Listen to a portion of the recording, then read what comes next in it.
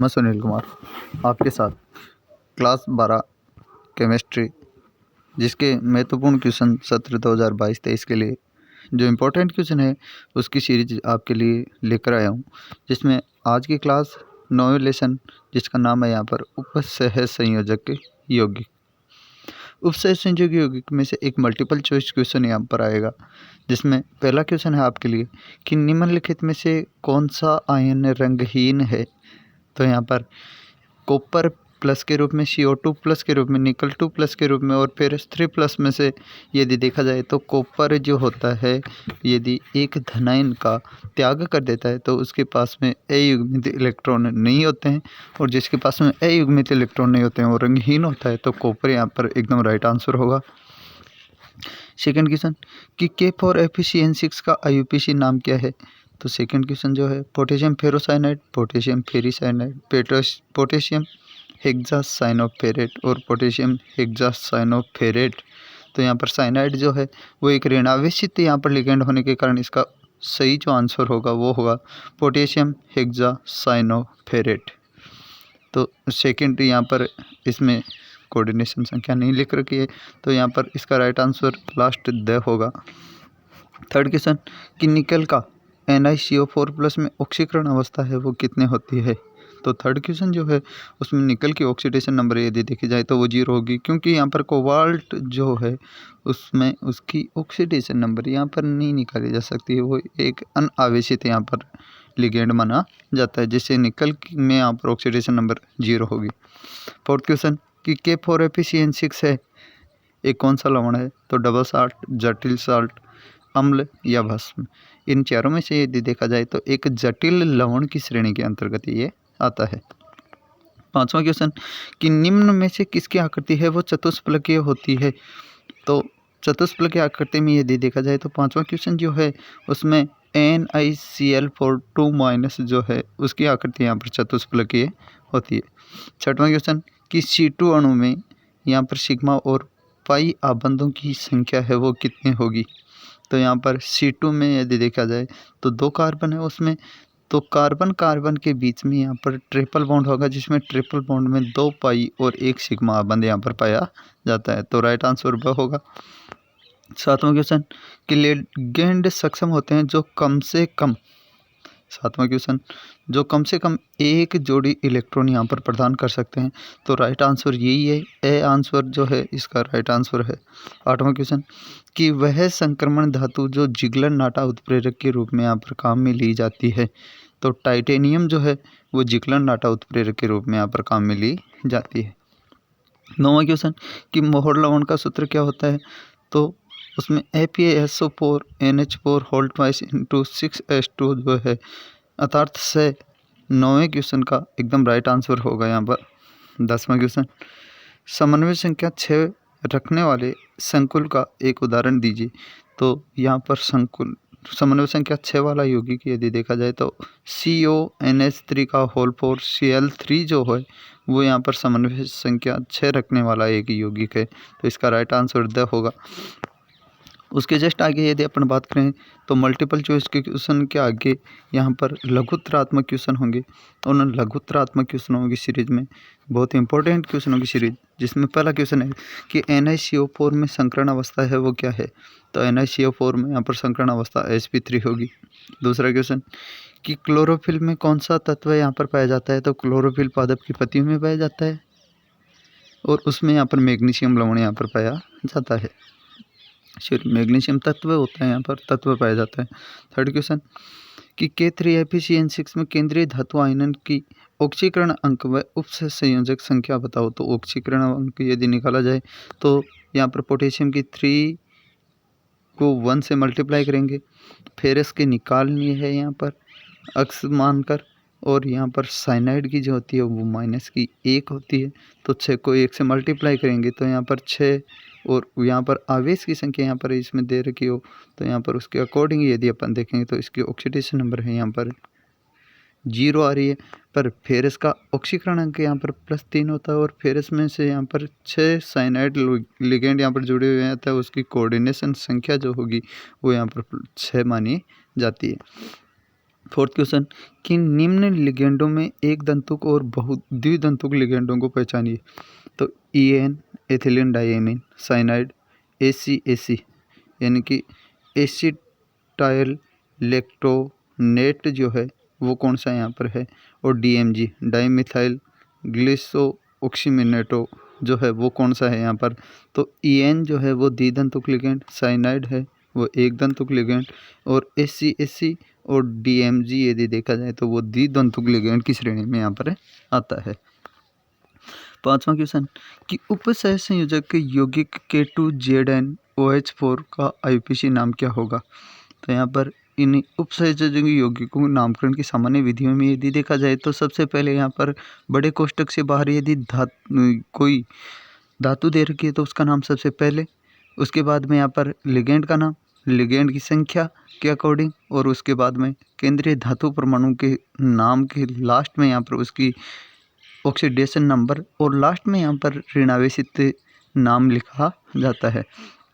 तो सबसे पहले यहाँ पर इसका पोटेशियम नाम होगा, और पोटेशियम के बाद में यहाँ पर 4 OH ग्रुप जुड़े हुए हैं तो उसको टेट्रा हाइड्रोक्सो, और फिर सेंट्रल एटम जिंक जो है उसका नाम लिखा जाता है यहाँ पर जिंकेट, और इसकी लास्ट ऑक्सीडेशन नंबर यहाँ पर दे रखी है 2, जिसमें हाइड्रोक्साइड है वो उसको 4 से 4 होगी, और K2 की 2 घटाने पर यहाँ पर जिंक की ऑक्सीडेशन नंबर सेकंड आ जाती है, अर्थात नाम हुआ potassium tetra hydroxo zincate second ion. छठवां क्वेश्चन कि प्रत्येक को एक एक उदाहरण के द्वारा समझाइए, जिसमें होमोलेप्टिक संकुल, हेट्रोलेप्टिक संकुल, किलेट लिगेंड और कैंसर उपचार में प्रयुक्त एक संकुल का नाम यहाँ पर पूछ रखा है। तो यहाँ पर होमोलेप्टिक संकुल किसे कहते हैं, तो ऐसे संकुल यौगिक जिसमें धातु परमाणु आयन केवल एक ही प्रकार के धातु परमाणु से यदि जुड़े हुए हो तो उसे होमोलेप्टिक संकुल कहा जाता है।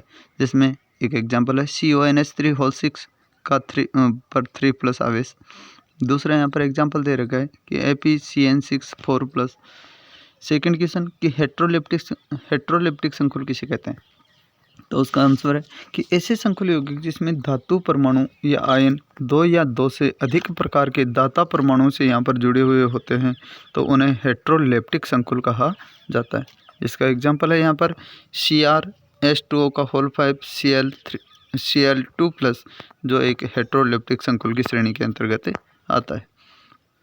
थर्ड क्वेश्चन कि किलेट लिगेंड क्या है, तो इसकी डेफिनेशन है कि वे लिगेंड जिसमें 2 या 2 से अधिक दाता परमाणु यहाँ पर उपस्थित होते हैं जो केंद्रीय धातु परमाणु या आयन के साथ में उपसह संयोजक बंध बनाकर एक वलय रूपी संरचना का यहाँ पर निर्माण करते हैं, उसे किलेट लिगेंड कहा जाता है तथा उसी वलय को किलेट वलय कहा जाता है। जिसके यहाँ पर नॉर्मली एग्जाम्पल है यहाँ पर एथिलीन डाइएमीन और दूसरा है ऑक्जेलेट आयन, दोनों किलेट वलय का निर्माण करते हैं। लास्ट क्वेश्चन कि कैंसर उपचार में प्रयुक्त एक संकुल का नाम बताइए, तो उसमें संकुल है PTNS3 Cl2। संकुल जो है जिसे प्लाटिन कहा जाता है वो एक एंटी ट्यूमर कर्मक के रूप में कैंसर के उपचार के लिए काम में लिया जाता है। आगे सातवां क्वेश्चन कि निम्नलिखित संकुल यौगिकों के IUPAC नाम लिखिए। बहुत इंपॉर्टेंट क्वेश्चन है यहाँ पर, या तो IUPAC नाम से यहाँ पर संकुल का नाम लिखवा सकता है या सूत्र से यहाँ पर नाम लिखवा सकता है, या कोई सा भी क्वेश्चन यहाँ पर पूछा जा सकता है। जिसमें पहला है कि COEN3 का होल 3+ के रूप में उसका यदि नाम देखा जाए तो है tris ethylene diamine cobalt ion, tris ethylene diamine cobalt ion.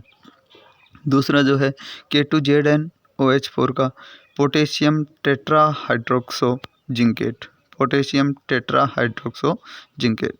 अगला क्वेश्चन भी इसी प्रकार का कि निम्नलिखित संकुल यौगिकों के IUPAC नाम लिखो, तो इसमें COCl2 EN2 और Cl का यहाँ पर नाम है डाइक्लोरिडो बिस एथिलीन डाइएमीन कोबाल्ट क्लोराइड, डाइक्लोरिडो बिस एथिलीन डाइएमीन कोबाल्ट क्लोराइड। और दूसरा है K3FeCN6 का, जिसका नाम होगा यहाँ पर पोटेशियम हेक्सासाइनोफेरेट, पोटेशियम हेक्सासाइनोफेरेट। ये आठवां क्वेश्चन। आगे नौवां क्वेश्चन कि समकक्ष COCl2 EN2+ एवं CONH3 का होल 3 NO2 का होल 3 समावयवियों की संरचना बनाइए। तो यहाँ पर इसकी संरचना होती है कि COCl2 EN2 का यहाँ पर संरचना जो होगी समकक्ष के रूप में यहाँ पर एक साइड में यहाँ पर तीनों को लिया जाता है, एथिलीन डाइमीन को, और बाद में यहाँ पर क्लोरीन को अलग यहाँ पर एक साइड में यहाँ पर लिया जाता है, जिसमें यहाँ पर ऊपर समकक्ष से जो संरचना दे रखी है उसमें EN बीच में मध्यवर्ती दे रखा है। यहाँ पर EN नहीं होकर यहाँ पर CO होगा, कोबाल्ट होगा, जो केंद्रीय परमाणु है यहाँ पर। दूसरी संरचना समकक्ष के रूप में कि तीनों समान यहाँ पर लिगेंड जो होंगे वो एक साइड में होंगे, तो यहाँ पर समकक्ष और विपरीत साइडों में यदि लिख दिए जाएं तो विपक्ष संरचना का यहाँ पर निर्माण हो जाता है। फिर अगला क्वेश्चन, 10वां क्वेश्चन कि उभयदंती लिगेंड का एक उदाहरण देकर बताइए कि वह उभयदंती लिगेंड क्यों कहलाता है।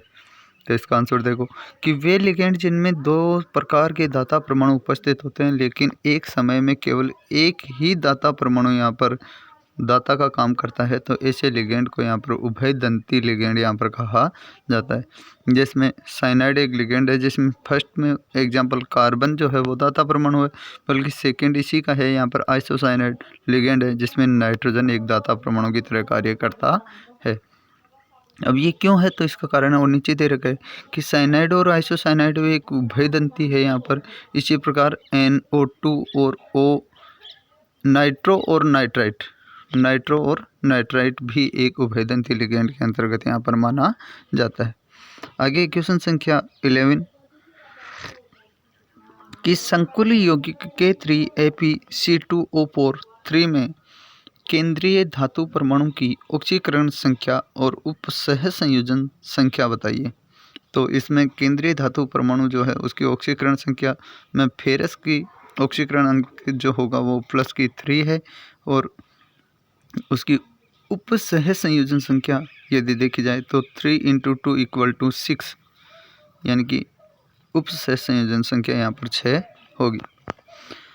क्वेश्चन संख्या 12 कि धातुओं के शुद्धिकरण क्षेत्र में यहाँ पर उपसहसंयोजन यौगिकों का अनुप्रयोग एक उदाहरण के साथ समझाइए। तो धातुओं के शुद्धिकरण में यहाँ पर उपसहसंयोजक यौगिक का अनुप्रयोग है वो किस प्रकार यहाँ पर काम में लिया जाता है।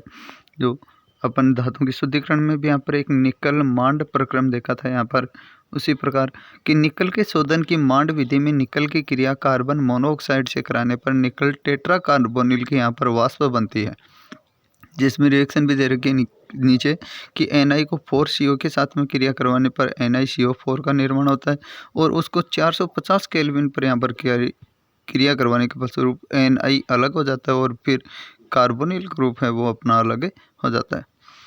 अर्थात कार्बन मोनोऑक्साइड से करवाने पर निकल टेट्रा कार्बोनिल की यहाँ पर वाष्प बनती है, जो एक संकुल यौगिक है, जिसे फिर गर्म करने पर यहाँ पर यह पुनः विघटित होकर यहाँ पर शुद्ध निकल का निर्माण करता है। 13वां क्वेश्चन कि CrH2O4 Br2 बड़े कोष्ठक के बाद क्लोरीन में के आयनन समावयव का यहाँ पर सूत्र दीजिए। दूसरा क्वेश्चन यहाँ पर मर्क्यूरिक टेट्राथायोसाइनेट कोबाल्ट सेकेंड की संरचना पूछ रही है, और तीसरा है यहाँ पर VBT के आधार पर NiCN4 आयन है निम्न चक्रण संकुल यौगिक का निर्माण करता है, क्यों, कैसे, समझाइए। तो पहला क्वेश्चन कि CrH2O4 Br2Cl के यहाँ पर आयनन समावयव का सूत्र यदि देखा जाए तो उसमें CrH2O4 BrCl और फिर बार Br यदि लिख दिया जाए, यानी कि एक बार ब्रोमीन को अंदर की तरफ और फिर दूसरे ब्रोमीन को यहाँ पर बाहर की तरफ यहाँ पर लिख दिया जाए तो उसका आयनन समावयवी बन जाता है। दूसरा कि मर्क्यूरी टेट्राथायोसाइनेटो कोबाल्ट सेकेंड की संरचना यदि देखी जाए तो सूत्र तो होता है HgCOHCN का होल 4, और इसकी संरचना यहाँ पर एक चतुष्फलकीय के रूप में या वर्गाकार रूप में यहाँ पर दी हुई है, जिसमें G+ के रूप में बार और कोबाल्ट को केंद्रीय परमाणु मानकर यहाँ पर NCS को यहाँ पर चारों फलकों पर यहाँ पर जोड़ देते हैं। फोर्थ क्वेश्चन जो अपन अब भी देख रहे थे यहाँ पर कि VBT के आधार पर NiCN4 आयन की चक्रण संकुल यौगिक किस प्रकार का होगा, तो उसके बारे में देखो कि NiCN4 में निकल का ऑक्सीकरण अंक है वो हमेशा के लिए +2 और उपसंयोजन जनसंख्या जो होती है वो 4 होती है। नीचे देखो इसमें कि NiCN4 2- में निकल का ऑक्सीकरण अंक +2 और यहाँ पर उपसय संयोजन संख्या 4 है, जिसमें निकल है उसका इलेक्ट्रॉनिक विन्यास आर्गन 3d7 4s0 और 4p0 यहाँ पर होगा, जिसमें 3d में यदि देखा जाए तो 7 इलेक्ट्रॉन और 4s और 4p है वो रिक्त कक्षकों के रूप में पाया जाता है। यदि इसमें संकरण की अवस्था देखी जाए तो यहाँ पर 3d वाले इलेक्ट्रॉन है वो युग्मित हो जाते हैं और युग्मित होने के बाद में इसमें संकरण यहाँ पर अपन आसानी से निकाल सकते हैं। जिसमें VBT के अनुसार साइनाइड है एक प्रबल लिगेंड है जो निकल Ni2+ आयन के अयुग्मित इलेक्ट्रॉन को यहाँ पर क्या कर देता है, युग्मन कर देता है और एक रिक्त यानी एक कक्षक है वो क्या हो जाता है, यहाँ पर रिक्त हो जाता है, जिससे यह आंतरिक डी कक्षक संकरण में यहाँ पर भाग लेता है। अतः यह निम्न चक्रण संकुल यौगिक का निर्माण बनाता है जिसमें अयुग्मित इलेक्ट्रॉन नहीं होने के कारण यहाँ पर ये प्रतिचुंबकीय माना जाता है। क्यों प्रतिचुंबकीय का कारण यहाँ पर कि सारे के सारे इलेक्ट्रॉन हैं वो युग्मित हो जाने के कारण यहाँ पर यह प्रतिचुंबकीय होता है। 14 नंबर का क्वेश्चन कि वर्नर सिद्धांत द्वारा प्रस्तावित धातु आयनों की प्राथमिक और द्वितीयक संयोजकता की परिभाषा लिखिए। तो ये क्या है कि वर्नर सिद्धांत के अनुसार प्राथमिक संयोजकता आयनिक होती है और ऋण आयनों से यहाँ पर यह संतुष्ट रहती है, जबकि द्वितीयक संयोजकता हो वो अनआयनिक होती है तथा यह उदासीन अणु या ऋणायन से यहाँ पर संतुष्ट रहती है। यह उपसय संयोजन संख्या के बराबर यहाँ पर होती है। इसे बड़े कोष्टक में रखकर यहाँ पर प्रदर्शित किया जाता है, जबकि प्राथमिक संयोजकता है कोष्टक से बाहर दर्शाई जाती है और द्वितीयक संयोजकता का मान है धातु के लिए यहाँ पर निश्चित होता है। जैसे यहाँ पर एग्जाम्पल दे रहे हैं कि कोबाल्ट के साथ में NH3 और क्लोरीन जो है उसकी संयोजकता वो बार यहाँ पर शो कर रखा है, जिसकी प्राथमिक संयोजकता 3 और द्वितीयक संयोजकता यदि अमीन की देखी जाए, अमोनिया की देखी जाए तो वो 6 होती है। अगला क्वेश्चन 15 कि बंधनी और आयनन समावयवता को परिभाषित कीजिए। तो यह समावयवता उभयदंती लिगेंड युक्त उपसह संयोजक यौगिकों में यहाँ पर पाई जाती है। ये यौगिक एक तरह से क्रियात्मक समूह यानी कि समावयव होते हैं, इसे यहाँ पर अपन बंधनी समावयवता कहते हैं। जैसे यहाँ पर एग्जांपल दे रखे हैं कि metal oxygen nitrogen equal to oxygen और मेटल और नाइट्रोजन के बीच में यहाँ पर ये बंधन किस प्रकार बनाते हैं, यानी कि उनकी संयोजकताओं के अनुसार यहाँ पर ये बंधों का निर्माण करते हैं। इन दोनों यौगिकों में भिन्न यौगिक भिन्न भिन्न होते हैं, जबकि आयनन समावयवता में आयन और लिगेंड आपस में अपना स्थान यहाँ पर बदल लेते हैं, जिससे विलयन में भिन्न भिन्न आयन यहाँ पर प्राप्त होते हैं। जैसे CONH3 5SO4 Br विलयन में लाल रंग, बल्कि CONH3 5Br और सल्फेट यदि बाहर आ जाए तो उसका रंग है वो विलयन का बैंगनी रंग यहाँ पर प्राप्त होता है। अगला 16वां क्वेश्चन कि संकुल यौगिकों के द्वारा ज्यामितीय समावयवता दर्शाने हेतु आवश्यक शर्त बताइए। तो उसमें क्या शर्त पाई जाती है कि यह हेट्रोलिप्टिक संकुलों में पाई जाती है, पहली बात तो। दूसरा, इसकी उपसह संयोजन संख्या जो होती है 4 और 6 वाले यौगिक जिसमें लिगेंडों की ज्यामिति यहाँ पर व्यवस्था भिन्न भिन्न यहाँ पर होती है। तीसरी है कि MX2L2 ये अक्स और एल लिगेंडों की संख्या, लिगेंड है यहाँ पर अलग अलग लिगेंड यहाँ पर हो सकते हैं।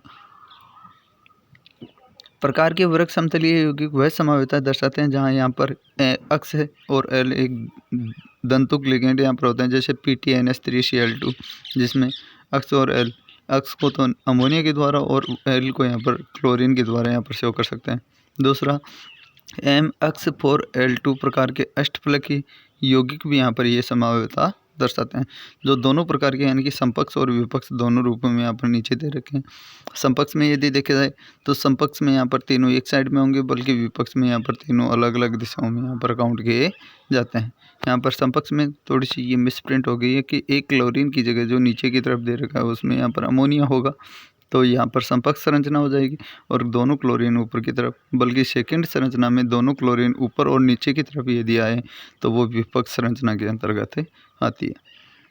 इसमें मिसप्रिंट है थोड़ी, बेटा देख लेना। संपर्क संरचना में नीचे वाले क्लोरीन की तरफ यदि देखे जाए तो यहाँ पर अमोनिया होगा, NH3 होगा, ये गलती से प्रिंट हो गया।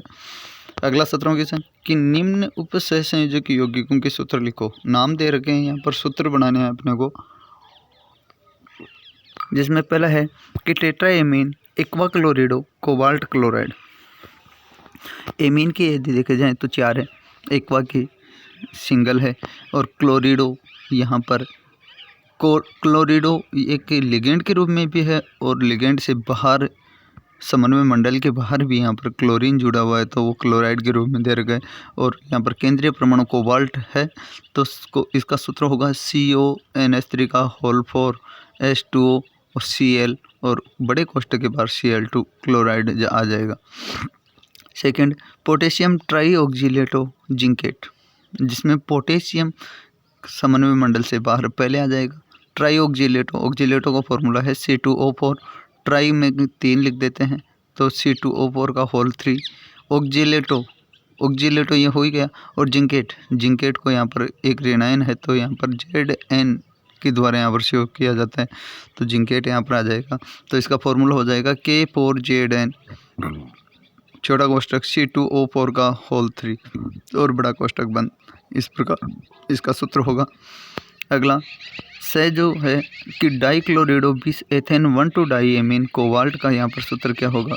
तो क्लोरिडो में तो 2 क्लोरीन के हो गए, 20 में यहाँ पर 2 दे रखे हैं। 20 का मतलब यहाँ पर कि एथेन 1,2 डाईएमीन जिसे EN के द्वारा सेव किया जाता है और कोबाल्ट को CO के द्वारा, तो सूत्र होगा COEN होल 2 Cl2 प्लस, ये इसका सूत्र हो जाएगा। द है कि मर्क्यूरी टेट्राथायोसाइनेटो कोबाल्टेट, तो मर्क्यूरी टेट्राथायोसाइनेटो कोबाल्टेट का सूत्र होगा। मर्क्यूरी में तो यहाँ पर Hg धातु के रूप में, कोबाल्टेट यहाँ पर केंद्रीय धातु के रूप में, टेट्राथायोसाइनेटो का सूत्र होगा SCN का होल 4। तो ये इसका फॉर्मूला हो जाएगा Hg बड़ा कोष्ठक CO छोटा कोष्ठक SCN का होल 4 और बड़ा कोष्ठक बंद। 18वां क्वेश्चन कि निम्नलिखित को समझाइए कि प्रबल क्षेत्र और दुर्बल क्षेत्र लिगेंड को। दूसरा क्वेश्चन है आंतरिक और बाह्य कक्षक संकुल को। तीसरा पस आबंध को और चौथा है रंग परिवर्तित करने वाले कारकों के नाम।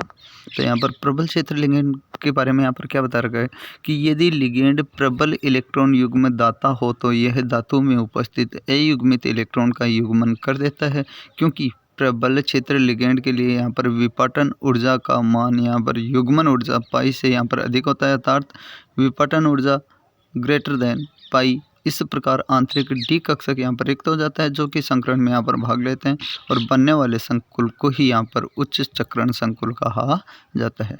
दूसरा है दुर्बल क्षेत्र लिगेंड, तो वो क्या है कि यदि लिगेंड दुर्बल इलेक्ट्रॉन युग्म दाता हो तो यह धातु के अयुग्मित डी इलेक्ट्रॉन का युग्मन यहाँ पर नहीं कर सकता है, जिससे अयुग्मित इलेक्ट्रॉन अधिक रहने से यहाँ पर चुंबकीय आघूर्ण का मान बढ़ जाता है। और दुर्बल क्षेत्र लिगेंड के लिए यहाँ पर डेल्टा का मान है वो पाई से कम हो जाता है और डेल्टा लेस देन पाई। इस प्रकार डी कक्षक संकरण में यहाँ पर भाग लेते हैं और बनने वाले संकुल को यहाँ पर उच्च चक्रण संकुल यहाँ पर कहा जाता है। यह निम्न चक्रण संकुल में तो यदि देखा जाए तो डेल्टा का मान पाई से ज़्यादा और उच्च चक्रण संकुल में यहाँ पर पाई का मान डेल्टा से यहाँ पर ज़्यादा हो जाए तो उसे उच्च चक्रण संकुल कहा जाता है।